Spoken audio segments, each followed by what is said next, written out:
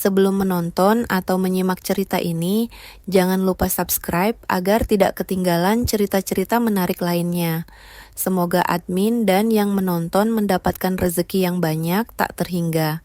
Namaku Arya. Aku hanya anak petani miskin dari desa terpencil di Bali Utara.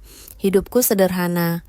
Pagi membantu ayah di sawah, sore kadang ikut bantu ibu jualan pisang goreng di pasar.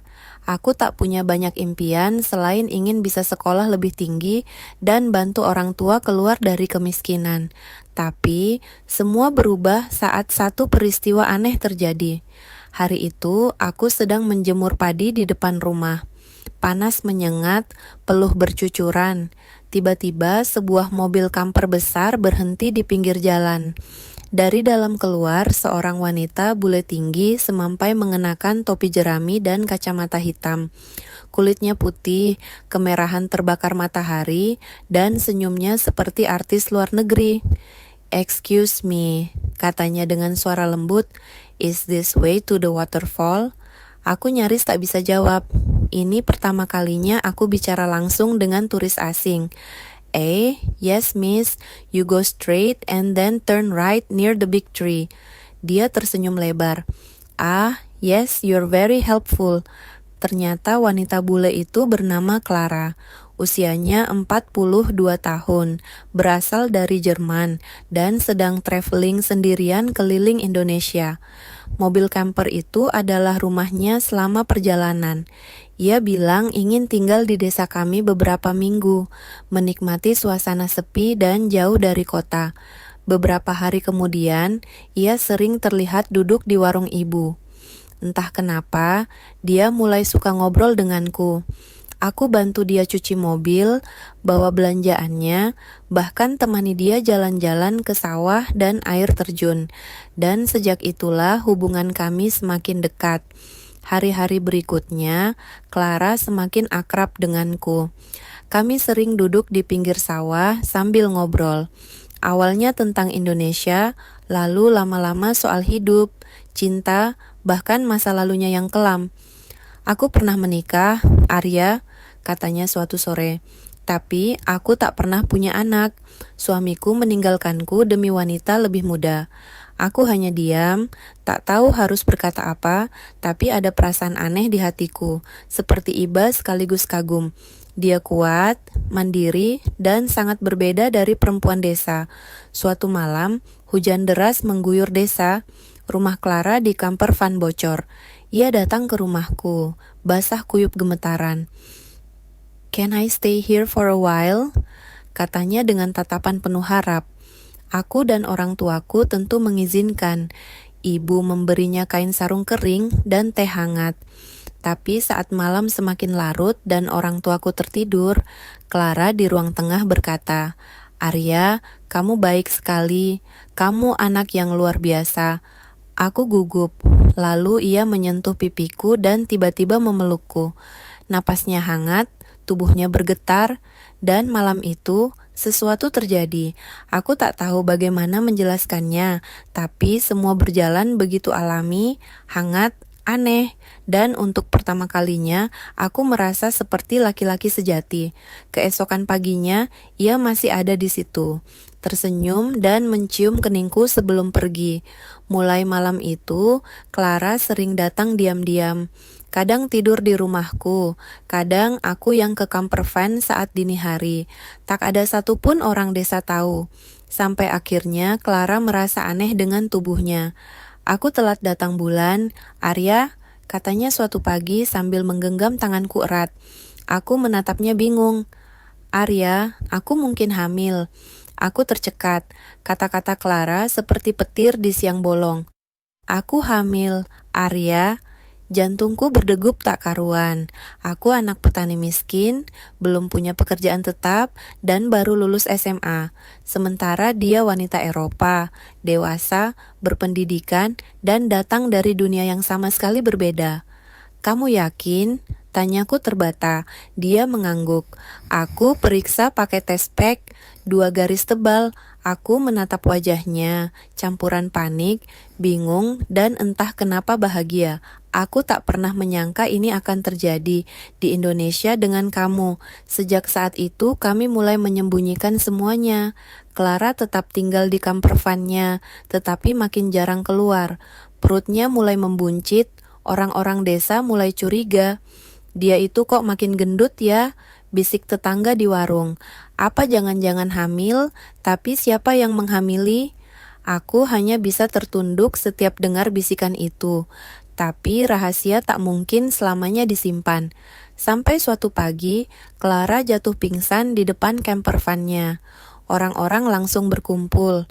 Ibu dan beberapa tetangga perempuan membantu membawanya ke rumah bidan desa.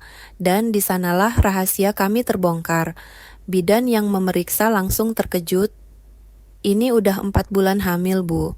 Bapaknya siapa? Clara menoleh lemah ke arahku. Matanya berkaca-kaca. Dia, Arya, anak petani itu. Semua mata menoleh padaku. Mulut-mulut terbuka lebar. Suasana mendadak hening seperti kuburan.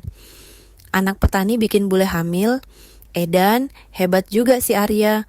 Netizen harus tahu ini. Kabar itu menyebar secepat angin.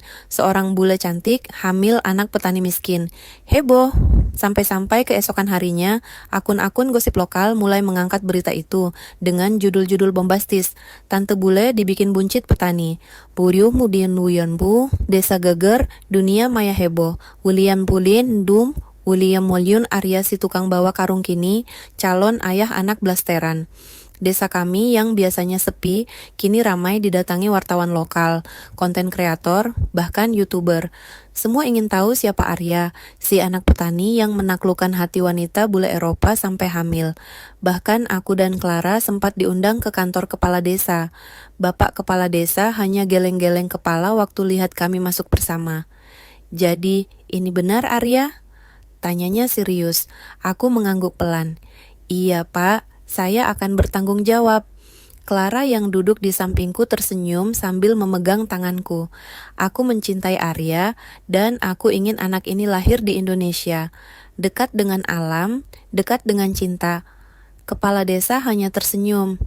Ya sudah, kalau begitu kita bantu urus surat-surat nikahnya biar sah di mata negara dan agama. Hebohnya lagi, Clara mengunggah foto kami berdua di Instagramnya yang ternyata punya ratusan ribu followers.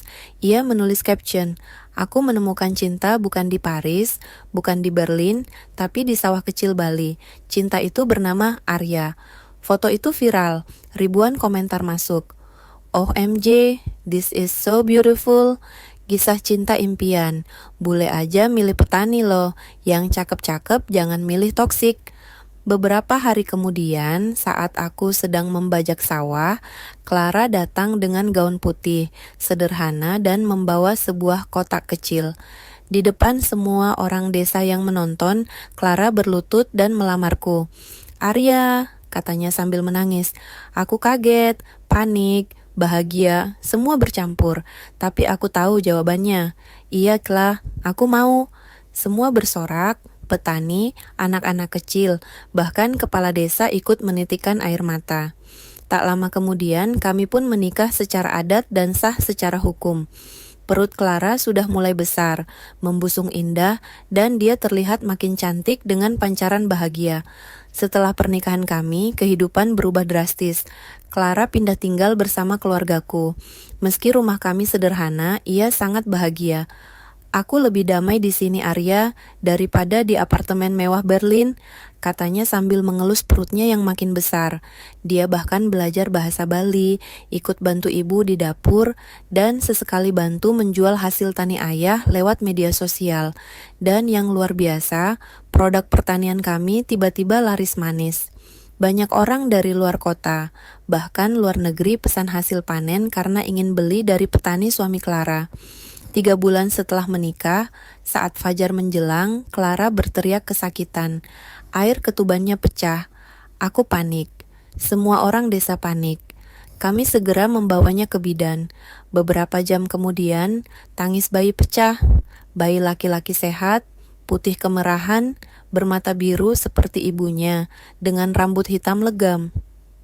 Aku kasih nama dia Jaya Berlin, kata Clara sambil tersenyum lemah. Karena dia lahir di Indonesia dari cinta lintas dunia, semua orang desa meneteskan air mata. Bayi blasteran pertama lahir di desa kami. Viral lagi. Bahkan media nasional datang meliput dari sawah ke dunia. Kisah Arya dan Clara, cinta petani dan bule. Bayi blasteran lahir di tengah ladang. Tak lama, Clara mulai menjual hasil pertanian kami ke luar negeri lewat platform e-commerce. Ayahku yang dulu hanya punya sepetak sawah, kini jadi pemilik ladang organik yang diekspor ke Jerman dan Belanda. Aku tetap Arya yang sederhana, tapi kini aku seorang ayah, suami, dan petani yang punya harga diri. Thank you for being real, Arya. You changed my life. Bisik Clara suatu malam sambil memeluk bayi kami yang tertidur. Dan aku menjawab dalam hati, ternyata cinta sejati tak peduli warna kulit, status, atau harta. Ia hanya butuh hati yang tulus dan satu ladang kecil di ujung desa.